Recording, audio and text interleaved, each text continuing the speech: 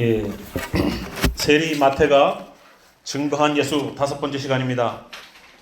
우리 본문은요, 마태복음 1장 16절 저희들 같이 보면서 말씀 함께 나누겠습니다. 마태복음 1장 16절 말씀 같이 한 절만 있으니까요, 우리 같이 한번 읽어볼까요?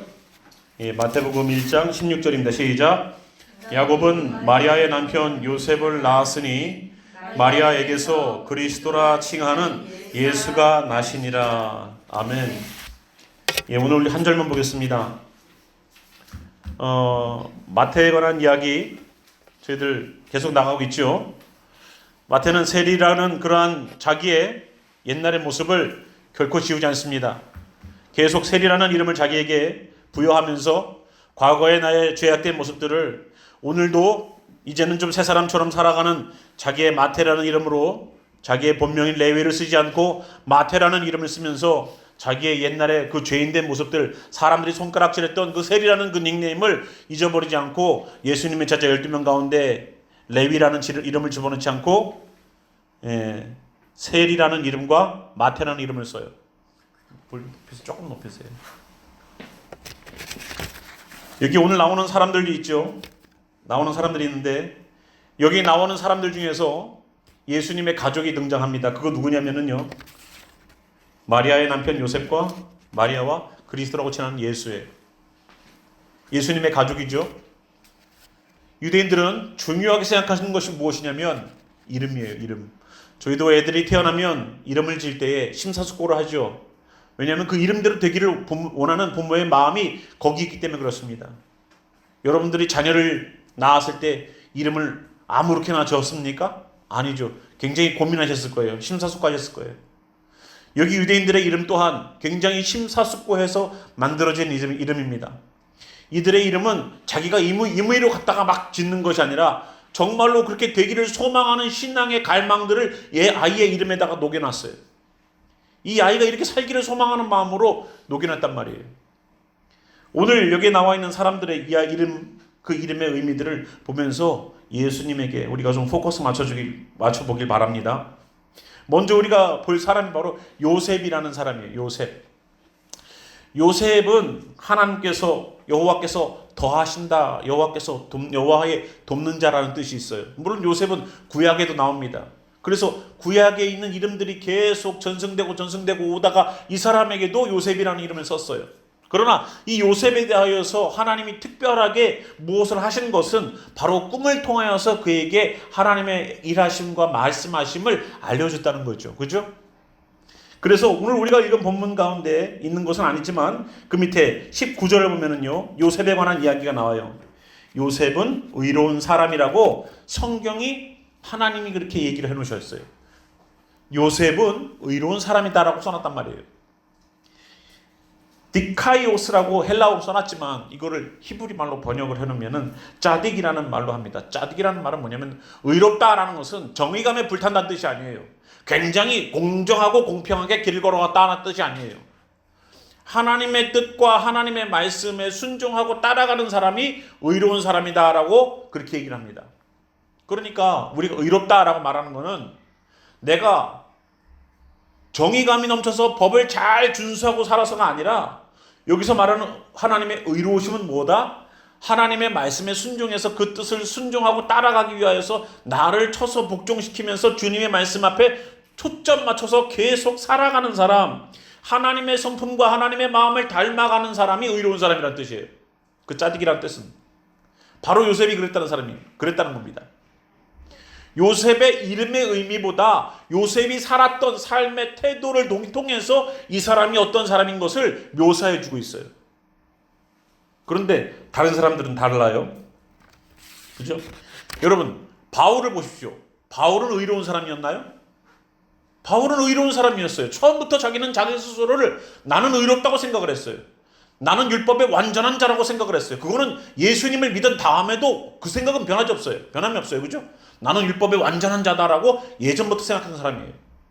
가말리엘의 제자였어요. 가장 그 당시에 석학 중에 석학 가운데서 배웠어요. 산헤드린 공회원 중에 한 명이었습니다. 정치적이고 종교적인 그런 파워를 갖고 있던 바울. 예수님을 믿는 사람들을 핍박하는 것을 정의라고 생각해서 그들을 잡기 위해서 다메섹으로 가려고 했던 바울. 우리가 말하는 의로움의 기준으로 따진다면 이 사람은 굉장히 정의로운 사람이고 의로운 사람이죠. 근데 하나님으로 봐서는 어떨까요? 하나님의 눈으로 봐서는 과연 이 바울이 의로운 사람일까요? 아니라는 거예요. 그러나 이 사람이 예수님을 다메섹 도상에서 만나고 난 다음부터의 인생은 어떻습니까? 그의 인생은 어떻게 보면 굉장히 처절하고 비참했죠. 모든 것을 다 잃었습니다. 사람들이 자기 자신을 예수님의 복음을 전해도 저 사람이 우리를 속여서 예수님을 믿는 척하는 사람들을 잡아서 데려가려고 하는 그러한 속임수일 거야 라고 했기 때문에 바울을 따르지 않았었어요. 바울은 외로운 사람이었어요. 자기 고향 다소로 가서 거기에서 그물 깁는 일들을 배웠어야만 했던 최고의 석학이 가장 밑바닥 인생의 일들을 하고 있었어요. 그 사람을 불러일으킨 사람이 바로 바나바 아닙니까? 이제 사역하자. 2년 동안 가서 말씀을 가르칩니다. 주일학교 성경 공부하고 있어요. 그리고 사역을 떠납니다. 이제 진짜 바울이 의로운 사람이 되리고 나니까 하나님의 성품과 하나님의 마음과 하나님의 뜻들을 분별하고 나아가니까 그 길대로 나아가니까 하나님께서 그를 의롭다고 얘기한 칭의에 관한 이야기가 나오게 됩니다. 바울이 뭐라고 그랬어요? 의로운 얘기를 쭉 하죠. 의로운 것이 무엇이냐? 쭉 얘기를 합니다.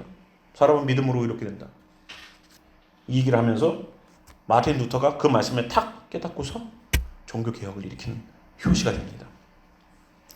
오늘 우리 요셉은 바로 그런 사람이라는 거예요. 어떤 사람? 의로운 사람. 요셉의 이름에 특별한 의미를 가지고 그가 어떻게 됐다라는 것은 중요하지 않아요. 왜? 요셉은 예수님이 태어날 때에 하나님의 뜻을 받아서 하나님의 뜻에 순종해서 나갔다는 거예요. 하나님의 임재하심이 있든 왜 이 사람이 의로운 사람이냐면요. 하나님이 꿈을 통해서 요셉에게 나타났기 때문이에요. 유대인들은 뭐라고 생각했냐면 의롭지 않은 사람에게 하나님은 말씀하지 않으신다라고 생각을 해요. 하나님이 그 사람에게 말씀하셨으면 이 사람은 의로운 사람이다라는 생각이 보편적으로 다 알고 있는 거예요. 그렇죠? 여러분 어때요? 하나님께서 그 사람과 함께 하니까 하나님의 역사하심이 나타난다라고 우리들은 생각을 하죠. 뭔가 현상이 일어나면. 무슨 신앙의 현상들이 일어나면 저 사람은 하나님께서 특별하게 뭔가 임재하심이 있는 사람이야, 성령에 충만한 사람이야 라고 사람들은 보통 생각을 해요. 그런 것처럼 유대인들도 그랬다는 거예요. 꿈을 통해서 요셉이 하나님의 뜻을, 하나님의 음성을 받고 움직이고 나아가는 과정들을 보니까 요셉은 어떤 사람이다? 평상시에 의로운 사람으로 살았다는 거예요. 그래서 요셉에게서 우리가 볼 것은 뭐냐면 예수님이 태어나는 아빠와 엄마가 되는 그 사람들이 육신적으로도 하나님을 닮아가려고 하는 아버지와 그 어머니, 오늘 우리가 다시 연구를 좀 더 나가겠지만 그 어머니를 통해서 예수라는 어떠한 가정의 공동체의 영적인 틀들이 윤곽이 드러나더라는 거. 그냥 막 처녀가 잉태하여 아들을 낳으리니 구약에서 말씀하신 그냥 이사야에서 예언해버린 그것처럼 아무 가정이나 툭 던져주는 게 아니란 말이에요. 그러면 마리아를 좀 보자는 거죠. 마리아는 헬라적 표현이에요. 헬라어적 표현. 마리아스라는 헬라어의 이름입니다. 그거를 영어로 하니까 메리가 되는 거죠. 우리 한국말 성경에는 마리아. 그래도 헬라어의 가장 근사치 되는 발음이 바로 마리아. 우리는 마리아 그러죠? 그래서 우리가 봤지만 이 마리아의 히브리 말이 있어요. 이 예수님 당시에 썼던 언어는 히브리 말도 아니고 헬라어도 아니라 그들이 평상시에 썼던 말은 아람어라는 말이에요. 아람어. 근데 이 아람어에서는 마리아를 뭐라고 하냐면 마리암이라고 불렀어요. 히브리 말로 하면은 뭐라고? 미리암이에요. 미리암이 누굽니까? 모세의 누이예요. 자, 여기에 키가 있어요. 모세의 누이였던 미리암이 했던 첫 번째 미션이 뭡니까? 미리암이 했던 게 뭐예요? 구약에 출애굽기 보면 뭐라고 그래요? 출애굽기 2장 볼까요 한번? 우리 출애굽기 2장에서 어떤 얘기들이 오고 가는지, 어떠한 내용들이 있었는지를 잠시 좀 보길 바랍니다. 출애굽기 2장을 잠깐 보겠습니다. 출애굽기 2장 1절 보니까요. 레위 가족 중 한 사람이 가서 레위 여자에게 장가들어 그 여자가 임신하여 아들을 낳으니 그가 잘생긴 것을 보고 석 달 동안 그를 숨겼으나 더 숨길 수 없게 되자 되매 그를 위하여 갈대 상자를 어떻게 돼요? 가져다가 역청과 나머지를 칠하고 아기를 거기 담아 나일 강가 갈대 사이에 두고 그의 누이가 어떻게 되는 것을 알려고 멀리서 썼다고 얘기하고 있어요. 그러면 왜 이 아이를 숨겼어야만 됐는가라는 것은 출애굽기 1장에 나옵니다. 출애굽기 1장 보니까요. 요셉을 알지 못하는 새로운 왕이 등극을 합니다. 그런데 이 요셉을 알지 못하는 새로운 시대의 이 왕은 이스라엘 백성들이 갑자기 너무 많은 숫자가 되자 자기네들 힘보다도 이스라엘 백성들의 숫자적으로 많이 되면은 국가의 어떠한 뭐랄까요 파워가 바뀔 거라는 두려움을 갖고 있었어요. 그래서 그들에게 중노동을 시키고 그들에게 산파들에게 얘기해서 남자아이가 태어나면은 죽여라 라고 얘기했는데 그게 실효를 거두지 못하죠. 그래서 1장 22절 보겠습니다. 바로가 그의 모든 백성에게 명령하여 이르되 아들이 태어나거든 너희는 그를 어디에 던져요? 나일강에 던지고 딸이거든 살려두라 하였더라. 이 나일강이 그냥 강이 아닙니다. 거기에는 악어와 하마가 있는 지역이에요. 여러분 아프리카의 끝단에 있는 데가 바로 이집트입니다. 악어가 득실거리고 하마가 있는 아프리카에서 사람을 제일 많이 죽이는 동물이 하마라는 거 아시죠? 아프리카에서 사람을 제일 많이 죽이는 동물은 하마예요. 배를 전복시켜서. 자, 그런데 하마와 악어가 득실되는 그곳에 아이가 태어나면 그 아이가 남자면 그 나일강에다가 던져서 죽였어요. 그러니까 그 어머니들의 마음이 어떻게 했어요? 만약에 우리 집에서 기르는 개가 그렇게 죽어도 우리의 마음은 찢어질 거예요. 며칠을 밥을 못 먹을 거예요. 며칠이 뭐예요? 평생 그 장면을 잊어버리겠습니까? 근데 산 아기를 그렇게 했다는 거예요. 그런데 아기가 하나 태어났는데 그 아기를 석 달 동안 숨겼는데 아이가 자라나가면서 계속 뭐 목소리도 커지고 우렁차게 막 울어대고 그렇게 하니까 도저히 숨길 수가 없어. 그래서 그 아이를 갈대 상자에다가 가져다가 역청과 나무진을 칠했어요. 근데 이 갈대 상자라고 우리가 표현해놨지만 이 상자가 아니에요. 떼바라고 말하는 ark, 방주란 뜻이에요. 방주하면 번뜩 떠오르죠. 이제 갈대 상자 하면은 아무런 개념 없다가 그래 그렇게 살렸구나. 근데 원어를 보면은 방주예요. 그러면 무슨 뜻이에요? 남들은 다 죽는 나일강에서 유일하게 살아난 아이, 그 아이를 위하여서 방주가 만들어졌다는 거예요. 그 방주가 이 아이를 살렸어요.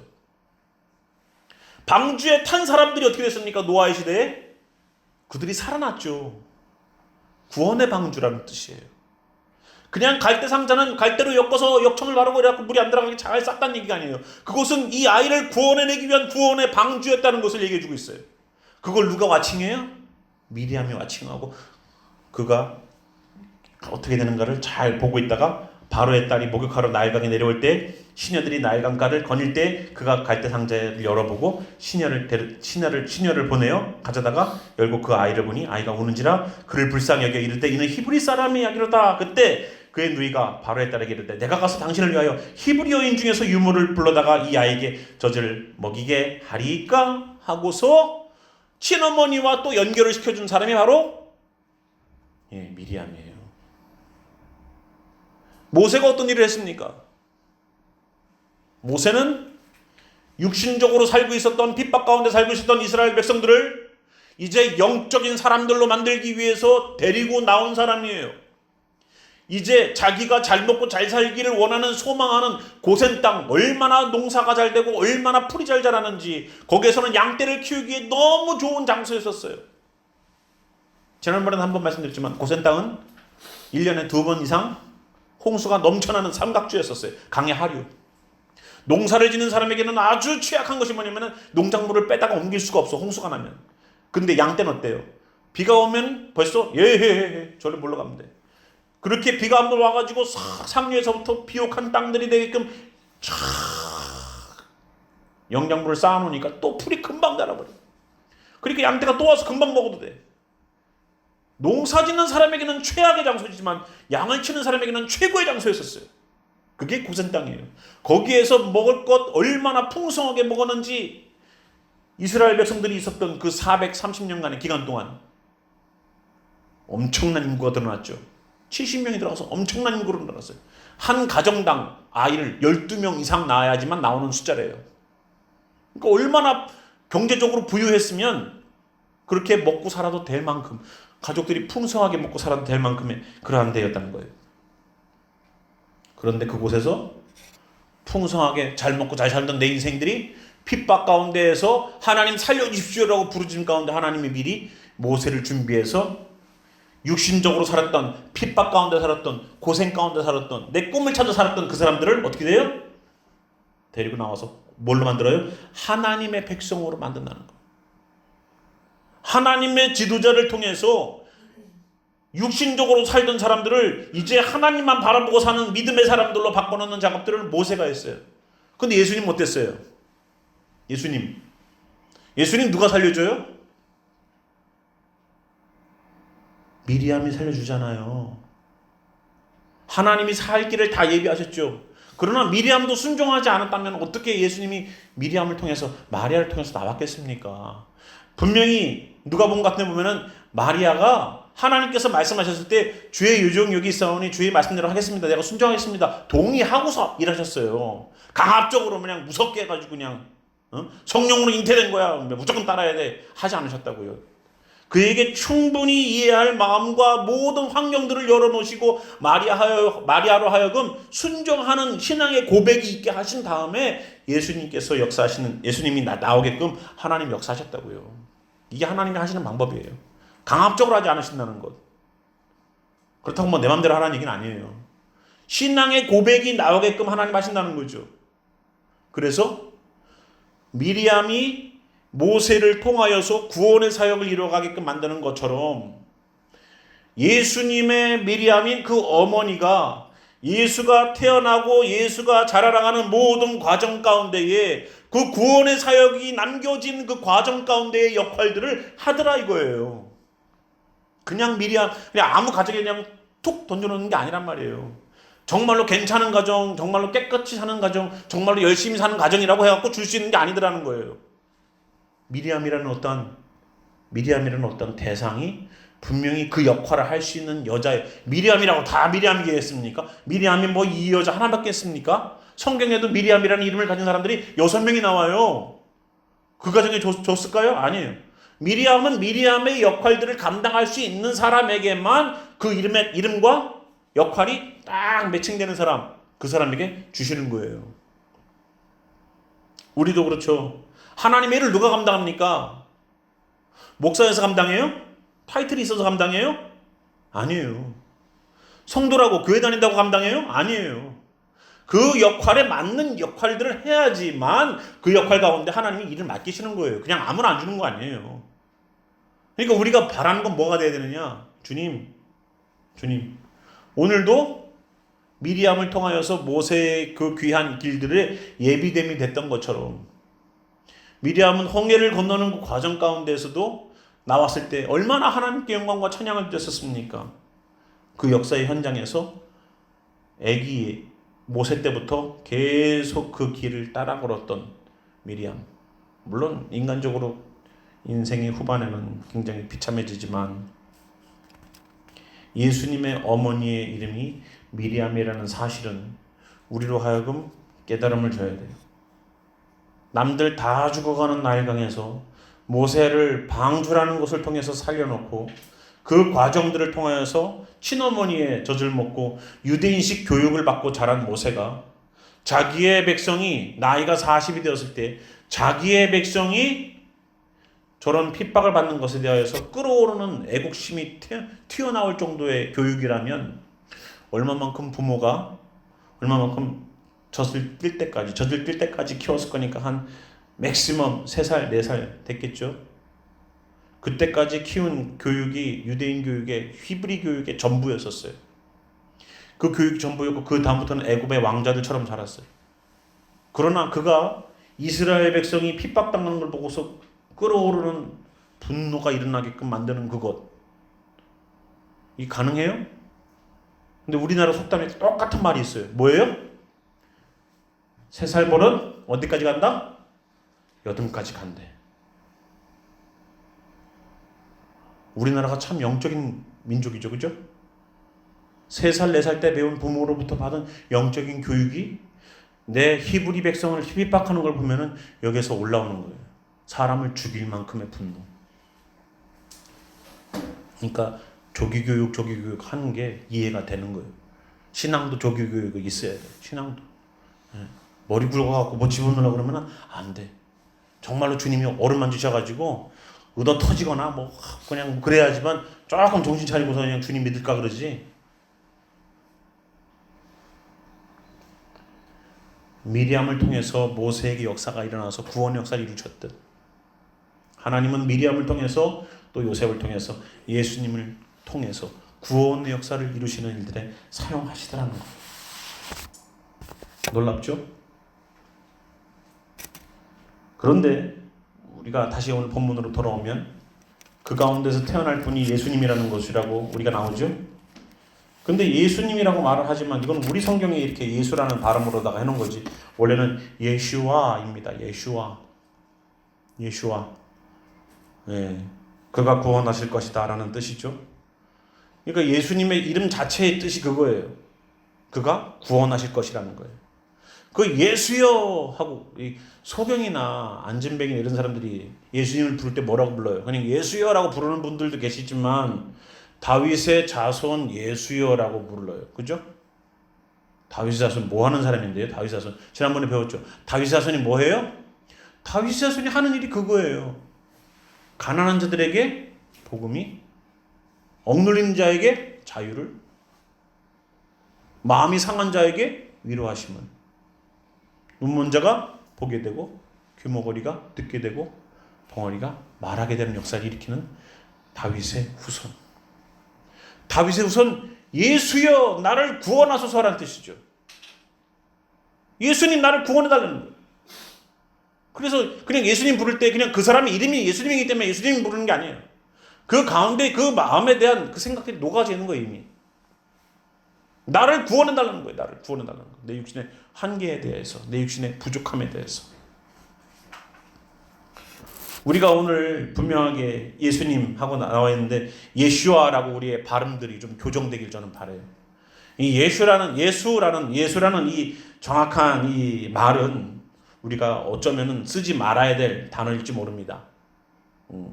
그건 나중에 한번 저희들이 다시 한번 저희들이 보겠지만 거짓 선지자의 이름을 지워 주시옵소서라고 말하는 구약의 내용 중에 자원만 따가지고 만들어 놓은 그 이름이 바로 예수라는 이름이에요.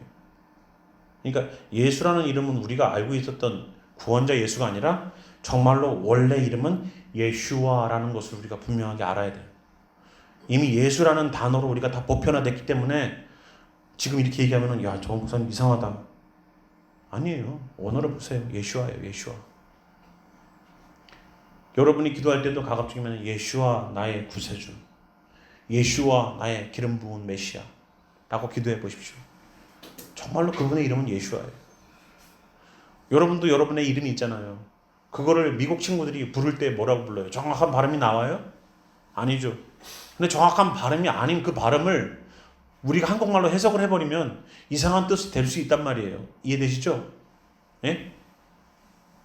내 이름은 이런 이름 발음이 이렇게 해야 되는 건데 미국 친구가 발음을 잘 못해서 이렇게 발음을 하는데 이렇게 발음을 하면은 내가 뭐가 되겠어요? 내가 만약에 이름이 동이 들어가는데 친구가 동자를 잘 발음 못해서 쌍디귿 발음을 한다고 생각해 보세요. 그럼 다른 뜻이 돼버리는 거예요. 완전히. 그 식이란 말이에요. 그러니까 우리가 의도치 않게 예슈아라는 이름이 잘못 불려줌으로 말미암아 다른 뜻으로 해석이 가능하다는 거예요. 이거를 주의하자는 거죠. 그래서 여기 있는 것처럼 예수님이 태어나시는데 이 예수님은 그가 구원하실 것이다. 여기 나와 있는 것은 밑에 또 나오죠. 그 예수라는 이름에 그런 뜻이 있어요. 요셉과 마리아와 예수님의 이 가정에 요셉이라는 이름의 뜻을 정확하게 우리는 중요하게 생각하지 않지만 예수님이 태어난 마리아의 육신을 갖고 있는 인간의 육신을 갖고 있는 그 마리아로부터 나온 그 마리아는 어머니의 탯줄로 연결되어 있을 거 아니에요. 아무리 성령으로 잉태해도 자라는 거는 탯줄이 붙어있는 마리아로부터 그 혈액과 모든 것들을 공급받아야지 아기가 태어날 거 아니에요. 아니에요? 그러면 마리아 속에 있는 그 역사가, 마리아 속에서 구원자를 이루어가는 그 역사가 누구에게서? 예수님에게서 계속 내려가야 된다고요. 그 역사가 오늘 여기에서, 그래서 여기 있는 것처럼 마리아에게서 그리스도라 칭하는 예수가 나셨다는 거예요. 마리아에게서. 예수님은 곧 구원의 방주가 되실 거예요. 노아에게 말씀하셔서 마지막 때의 환난을 피했던 것처럼 마지막 때에 뭐 요한계시록 요즘 나가고 있지만 뭐 불로다가 뭐 전쟁이 일어나고, 자, 여러분 핵전쟁이 난다고 치자고요. 여러분 피할 수 있습니까? 요즘 한참 군인들이 개발하고 있는 무기가 뭐냐면요, 초음속이 아니라 극초음속 미사일이에요. 극초음속 미사일. 엄청난 속도죠. 극초음속이면요, 여러분, 휙! 이거보다 빨라요. 제가 고개를 돌리는 것보다 빠르다고요. 미사일이 그렇게 날아간다는 거예요. 극초음속. 그걸 누가 막아요? 아무도 못 막아. 그거를 막을 미사일은 없어요. 다른 나라에서 뭐 미사일을 쏘고 뭐 대륙탄도탄을 뭐 ICBM 같은 걸 쏴도 중간에서 유격을 시키면 되잖아요. 날라오는 시간이 있으니까. 그러니까 이게 날라와서 적국에 데미지를 못 입히니까 속도를 높이는 거예요. 속도를 높이면 이 미사일을 맞추기 위해서 오는 속도보다도 더 빨리 가면은 어떻게 되겠습니까? 못 잡는 거라고요. 근데 그거를 러시아, 중국, 미국이 앞다퉈 개발하고 있지 않습니까? 우리나라도 개발하고 있어요. 한국도. 극초음속 미사일, 극초음속 비행기. 아무도 못 잡아. 세상이 점점 그렇게 들어가서 우리가 회개할 시간이 있을까요? 만약에 전쟁이 나와서 미사일이 하나 날라온다. 왱 하고 울려서 회개할 시간 잠시 있겠죠. 그럼 정말로 주님 오실 때 번개처럼 임하신다는데, 여러분 번개 가운데 여러분 회개하겠습니까? 언제 칠지도 모르는 번개? 한번 비 오는 날 한번 나가보세요. 내가 번개 치면 한번 회개 한번 해보리라. 번개가 언제 칠지도 모르지만 친다고 해서 회개가 금방 됩니까? 안 돼요. 회개할 수 있는 시간이 없어요. 평상시에 준비되는 거예요. 평상시에. 여기 있는 이 요셉도 마리아도 평상시의 삶이 예수 그리스도를 낳을 수 있는 환경으로 살았던 사람이니까 그렇게 예수님이 이 땅에서 그렇게 태어나는 거 아니겠습니까? 오늘 우리 이 가정에 담겨지는 각 이름들에 관한 이야기들을 좀 보면서 우리의 신앙들을 한번 점검해 보길 바라요. 이제 우리에게서도 예수님이 나오셔야 될 거 아니에요. 네? 해산의 고통에 이르는 때가 오잖아요. 누구를 낳아요? 누구를 낳으려고 해산의 고통이 있습니까? 예수님 아니에요? 예수님 나오셔야죠. 예수님이 우리 오실 예수만 기다립니까? 예수님이 우리에게서 태어나는 것처럼, 우리가 예수님을 낳는 것처럼 예수님의 통로가 되는 역사가 나타나야 되지 않겠어요? 나를 통하여 구원자가 나가는 거예요. 우리가 아멘으로 말씀에 화답하여서 현장에서 구원의 역사가 나타나는 것, 예수가 태어나는 역사입니다. 왜? 구원자 예수가 태어나서 그 사역이 이제 확대될 거니까. 예수 낳는 것은 고통스러운 거예요. 예수 낳는 것은 힘든 거예요. 그거는 뭐 아무나 낳을 수가 있는 것이 아니에요. 여기에 나와 있는 사람들의 이름을 보면서 아, 이 사람들이 그냥 하나님께서 점지해 주셔서 나타났다. 아니요. 그럴 거였으면은 이렇게 오랜 시간 동안, 몇백 년 동안 메시아 보낸다고 해놓고서 하나님 입 딱 닫고 계시지 않았겠죠.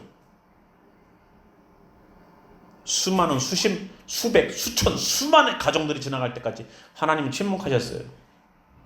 요 가정이 나올 때까지. 요셉과 마리아, 아직 가정도 이루지 않은 이 두 사람, 이 두 사람을 통해서 하나님 이루시기 위하여서 우리도 준비된 자로 살아가십시오. 이 안에 예수가 있지 않으면 어떻게 예수가 올 때 예수가 영접되겠습니까? 주파수도 마찬가지고 자석도 마찬가지예요. 서로가 끌어당길 수 있을 만한, 서로가 연결될 수 있을 만한 커넥션이 형성이 되어 있어야 되는 거예요. 그냥 뭐 라디오 틀어놓는다고 파워만 넣는다고 해서 되는 게 아니에요. 이 TV도 마찬가지예요. 채널을 틀어놓지 않고서 어떻게 TV가 나오길 바랍니까? 그 채널을 맞게끔 딱 고정을 시켜야지. 신앙이 점점 지금 시대가 어떤 시대 같아요? 하나님을 섬기고 하나님을 왕이라고 말하는 시대지만 실질적으로 살아가고 있는 모습을 보면은 사사의 시대와 똑같아요. 사사기에 나와 있는 것처럼 자기 마음대로 살아가는 시대. 하나님이 왕인데 성경도 있고 예수님도 오셨고 성령님도 보내주셨는데 누구 마음대로 살아요? 내 마음대로 살아요. 내 기준대로 살고. 신앙도 마찬가지고 삶도 마찬가지고. 그래서 하나님이 없는 시대처럼 살아가요. 그 시대에 필요한 사람이 누구라고 그랬어요? 저는 아닌데요 그러지 마시고 룻과 같은 사람, 한나와 같은 사람, 왕정시대와 사사시대의 중간에 있던 사람들, 핍박이 오고 환란이 와도 둘째 여자가 와서 애를 낳아서 애도 못 낳는 첫째 본부인을 계속 핍박해도 내 기도가 몇 년 동안 응답되지 않아도 하나님의 성전에 와서 때를 따라서 기도할 수 있는 여자. 룻 모압 여인이었어요. 하나님의 회중에 들어오지 못한다고 하나님 못 박으셨어요. 그러나 나오미를 쫓아오면서 당신의 하나님이 내 하나님이 되겠다라고 신앙 고백하고 들어온 여자예요. 당신이 가는 곳에 내가 가겠다. 그러한 신앙의 절개를 들고 있는 사람들, 각오하고 결단하는 사람들이 사사시대를 견디고 왕정시대, 하나님께서 진짜 왕이 되어주셔서 재림돼서 다시 오실 그 예수가 임할 수 있는 중간의 그 사역들을 감당할 수 있는 사람들이라고요. 아무나 하는 게 아니라. 그걸 우리가 깨달아야 돼요. 지금 우리가 어떻게 신앙생활 할까요? 요셉처럼 살면 돼요. 주님, 나는 의롭게 살고 싶습니다. 주님을 닮고 싶습니다. 주님을 따르고 싶습니다. 주님 말씀대로 가고 싶습니다. 내 안에 있는 내 것을 주님 내려놓게 하시고 내가 하고 싶은 대로가 아니라 주님께서 하고 싶은 대로 나를 사용하여 주시옵소서라고 내어드릴 수 있는 사람. 오늘도 나는 기도가 응답 안 됐어도 또다시 와서 무릎 꿇을 수 있는 신실함을 보일 수 있는 사람. 주님 오늘도 안 오셨는데요? 주님 내 기도는 응답 안 됐는데요? 라고 말을 할 때에도 또다시 와서 눈물로 주님 앞에 주여 주의 임하심을, 마치 유대인들이 지금도 메시아를 기다리는 것처럼 지금도 유대인들은 메시아를 기다려요. 주여 보내주시옵소서. 통곡의 앞에서 기도하는 거 못 보셨어요? 눈물 흘리면서 기도하는 거? 메시아 보내달라는 거예요. 메시아를. 이제 제3성전을 짓는 초안을 다 만들었죠? 제3성전 이제 짓는다고 이스라엘에서 발표했고 모든 기구들을 다 만들었죠? 이제 거기다가 이제 제3성전이 올라가고 멸망이 가증한 것이 거룩한 것에 쓴 것을 보거든 섰지요 이미?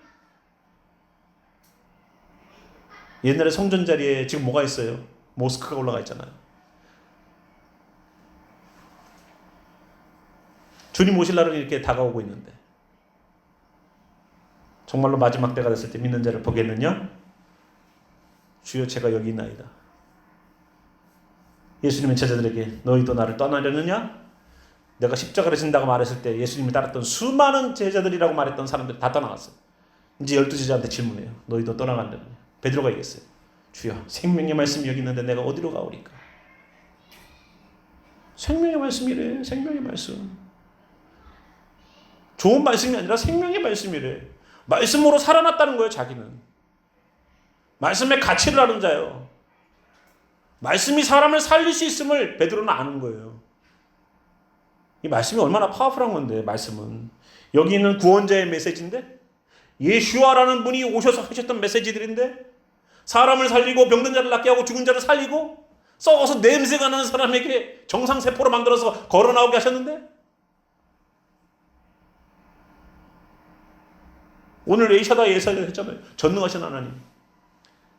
엘샤다이.